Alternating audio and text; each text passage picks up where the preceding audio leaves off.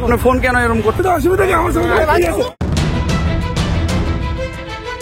রামপুরায় পুলিশের অভিযানের সময় ঘটে গেছে অনাকাঙ্ক্ষিত ঘটনা।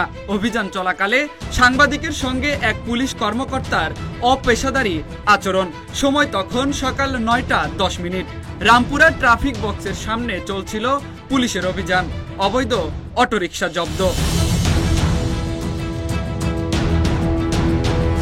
ঠিক তখনই অনুমতি নিয়ে সংবাদ সংগ্রহের জন্য ভিডিও ধারণ করা হচ্ছিল। হঠাৎ দায়িত্বে থাকা এক পুলিশ কর্মকর্তা সাংবাদিককে বাধা দেন এবং পরপর কয়েকবার হাতে মোচড় দিয়ে ক্যামেরা ফেলে দেওয়ার চেষ্টা করেন তিনি। বারবার বলা সত্ত্বেও থামেনি তার উগ্র আচরণ।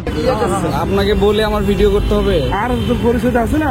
আমি তো আপনাকে তো বলেছি, আপনাকে তো বলেছি, তাহলে আপনাকে তাহলে আপনাকে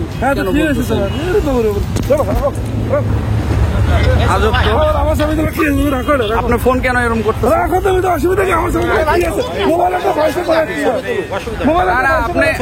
দেখছেন উনি কি ব্যবহারটা করলো আমার সাথে? আমি তো বলছি, আমি তো ওনাকে বলছি না। সহকর্মীর ধমকেও থামাতে পারেনি তাকে আরেক পুলিশ সদস্য।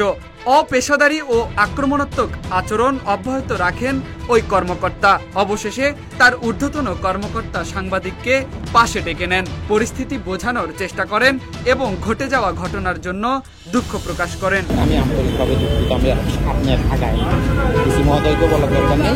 আমি এটার পরে ওদের একটু ধমক দিয়ে দেবো।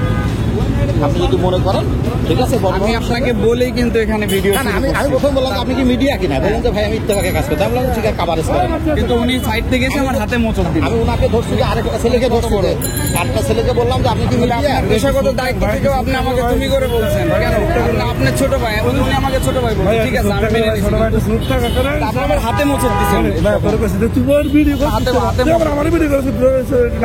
অবশ্যই ভিডিও করবো। কেন করবো? আপনার পেশাগত দায়িত্ব, আমি আমার পেশাগত দায়িত্ব থেকে আমি দায়িত্ব পালনের সময় পুলিশের এমন আচরণ ও পেশাদারিত্বকে প্রশ্নবিদ্ধ করে।